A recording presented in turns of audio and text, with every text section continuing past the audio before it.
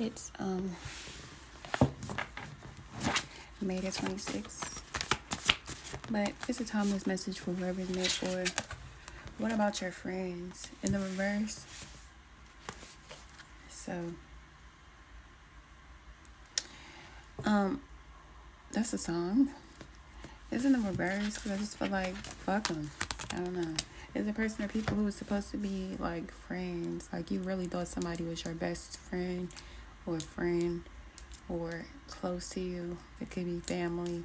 It could be basically somebody where y'all made promises or a covenant to each other to have some type of loyalty, some type of bond, best friend, lover, family, something.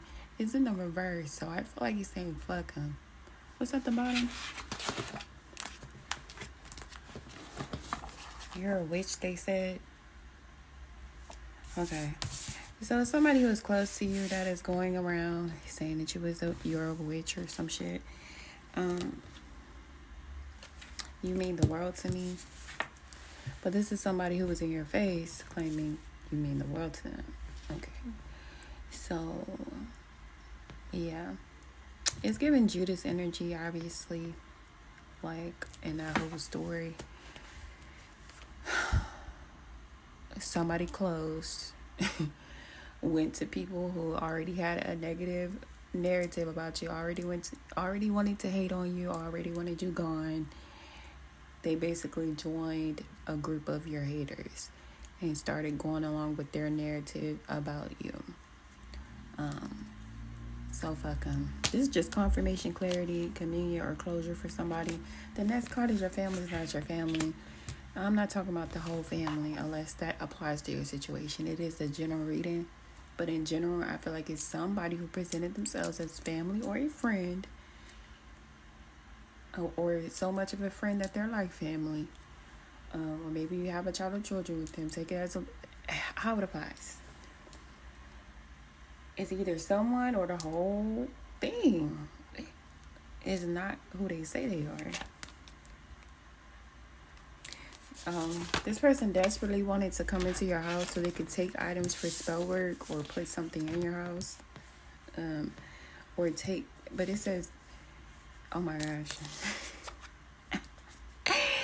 Somebody desperately wanted to come in your house so they could take something for spell work from your bathroom or from your room or wherever the fuck. And the next card is what they want from you. Now, that's what somebody wanted. Somebody was professing their love. Somebody could have apologized or just made it clear to you that they have love and care for you. And what they really wanted was to get items for spell work. So this person, just like evil people, they do what they accuse you of doing. Ain't that crazy?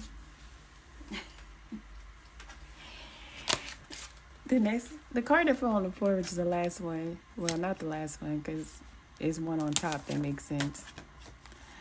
There's actually two on top that makes sense. But the way she or he copies you makes them miss you more.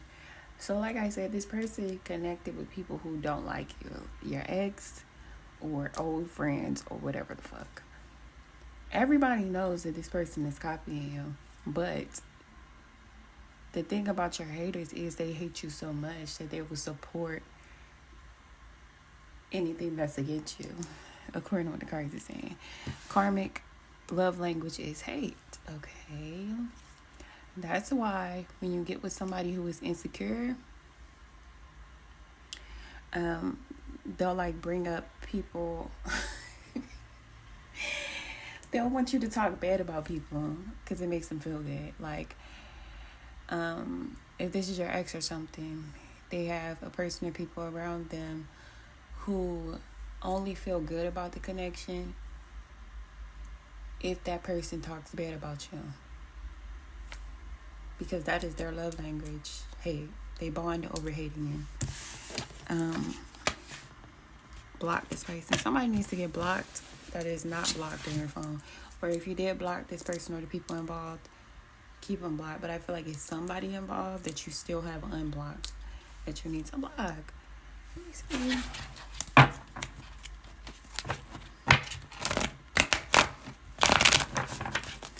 What do you want to tell them about the situation?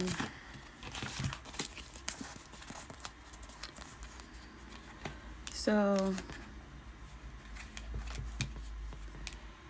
what Spirit wants to tell you about the situation is, yes, you were thrown to the wolves by a person or people who are supposed to be friends or family, but just like in this card, you were thrown to the wolves, but you're coming back the leader of the pack. These people obviously are saying you're doing things that they're actually doing, which is projecting and doing smear campaigns, which is misusing their words, which is black magic. So whatever the fuck. In all types of ways, they're putting energy out that is coming back towards them. That's why the cards are saying focus on standing on your square, your home life, the things that you have to look forward to, be grateful for. Focus on your stability, creating a stronger foundation. The Nine of Swords reverse is telling you don't stress, don't fret, don't worry. Nine of Swords reverse is telling you it's nothing to be anxious or afraid about, because obviously God trumps their black magic, their spell work, their smear campaigns. It gotta be a reason why. Spirit is telling you not to stress or worry about it and to stand on your square. The Ace of Pentacles is here. So there is a new beginning coming, or this is new money, a new invitation. It's something new coming that if you nurture it, water it, take this opportunity, this pinnacle, go through this door, whatever that is. It could turn into the Ten of Pentacles, which is a lot of money. Or if you're talking about romance, it's the unbreakable bond. Or it's like success in business. But yeah, what do you want to tell them about these people?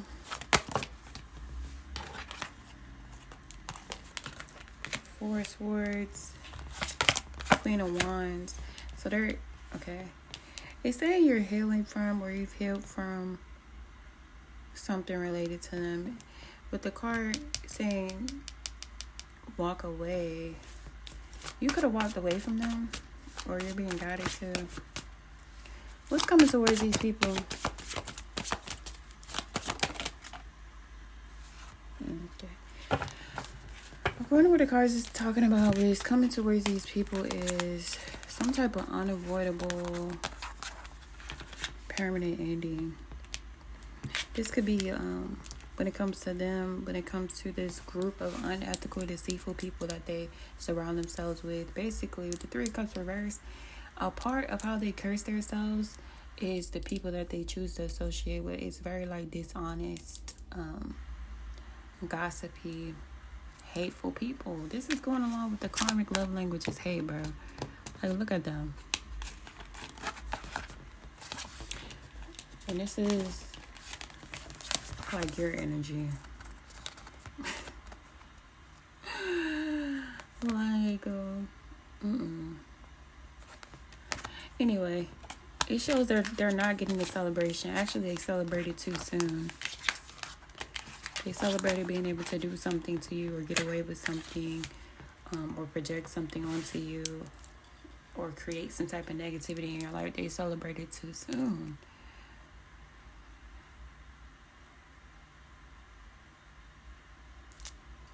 That's what's coming towards them. Don't look good.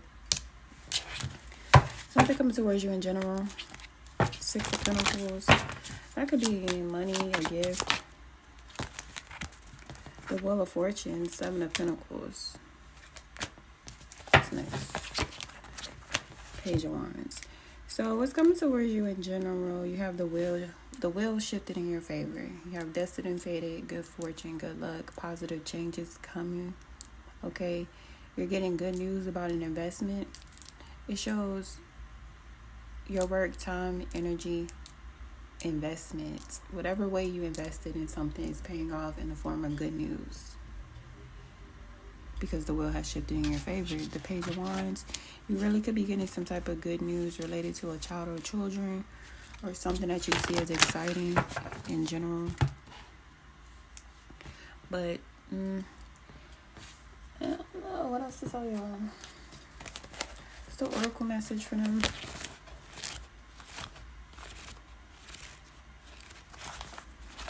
Oh, it's laying at the beginning of a card. From nothing to everything. Oh, my friend, if you are longing to be written on, become a blank page. Okay. Have you been shedding your skins, your layers, your certainties? Gone are fixed identities and definite opinions. Keep casting those shackles aside, even if you fear you are releasing too much, and then perhaps you shall cease to exist. You shall only cease to exist as you have known yourself to be thus far. Another emanation of you awaits, blazing angel. Something more beautiful and true. Yet here you are at the pruning stage, like a gardener for the soul. Shall the garden spring back to life, or will the enthusiastic process be rather too much and unintentionally kill off the garden altogether? Question mark. Fear not. That already came out with the Nine of Swords reverse. But anyway, fear not. Your soul is made of hardy stuff. You can handle a lot of calling. CULLING. And will shine even brighter for it. There is a greater story to be impressed upon your essence than the one you are currently dreaming up. Though you are brilliant, no doubt about it, my angel of love, there is one who is even more brilliant. The imagination of this great writer is beyond our comprehension. He's talking about God, y'all. The story that poured forth from the cosmic poet in every moment are so rich they inspire the creation of art and music. One such story is especially created for you, yes you, with a starring role in all the best supporting cast. With a starring role in all the best supporting cast. You shall gasp and wonder, awe, glee, and delight when you hear it. It is a great romance, a great adventure, with an ending truly spectacular and divine. Would you wish to hear it? Become attentive now. Put your own tales aside, as dramatic as they may seem right now, and prepare to be entranced by the greater storyteller, the living poet of love, as you are entranced in the tale of your unfolding divine destiny. Okay. There are moments on the path of love that seem to focus on letting go of identities, of knowledge, of certainty, of opinions, and even attempts at control. We may feel as though we are being stripped back to our core, and even then perhaps still further. We may wonder if we can bear it. What shall, if at all, remain intact through these rigors? We may feel challenged every time we attempt to become something great, as though we are blocked by circumstances beyond our control. Again and again, it is as though a greater hand smacks our wrist the moment we try to take hold of something firmly, someone, anything that brings us certainty or inner stability. Such are the rigors at an advantage. Such are the rigors at an advanced stage on the path. We meet this challenge when our soul is ready for it. Why must this be? This is a stage for a sage, and a question indeed. When we are asked to dispense with our story, the interpretations we have given to our life experience over the years, we may not hear the request at first. We may vaguely note it, but not recognize the great divine source asking this of us. And so we do not give such an indication due attention. I need some water, bro.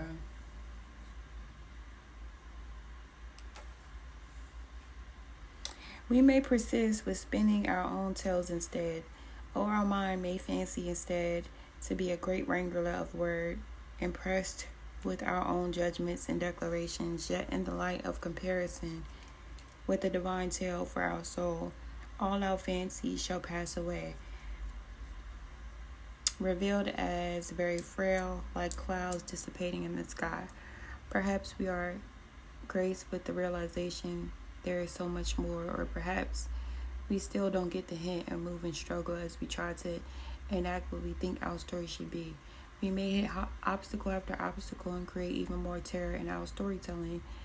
That life is such pain and struggle that success may not be for us, that we are forgotten and unheard. Yet we could equally choose to wonder if obstacle after obstacle, closed door after closed door is just a prompt to look for open window to climb through. And if so, instead of seeking to impose our small story upon the great truth, we can live the truth of our divine destiny. Then suddenly, magic happens. We participate through presence, along with the unfolding story of the soul journey. We open up to whatever is asked of us, presented to us, happening through us, and we choose each day to come alive as much as we can. Then, as if by magic, there is something else that occurs. That would be grace, real rich, dripping with goodness and sustenance. Grace. This is the sacred blessing that enables us to pay attention to open doors rather than closed ones. The divine assistance that lets us know that life is proceeding according to the greater intelligence and plan. Once we stop thinking quite so much and live day to day, we will be blessed with the realization that our individual life story is so much more extraordinary and perfect than anything we could have summoned. Even with our wildest imagination, this oracle comes with guidance for you. You are being asked to let go, to receive, to become empty, to be filled again. This may mean letting go of an attachment to a lover so you can receive genuine love. It may be of no longer holding on to a fantasy of a dream job, but of being guided into a more soulful and successful vocation.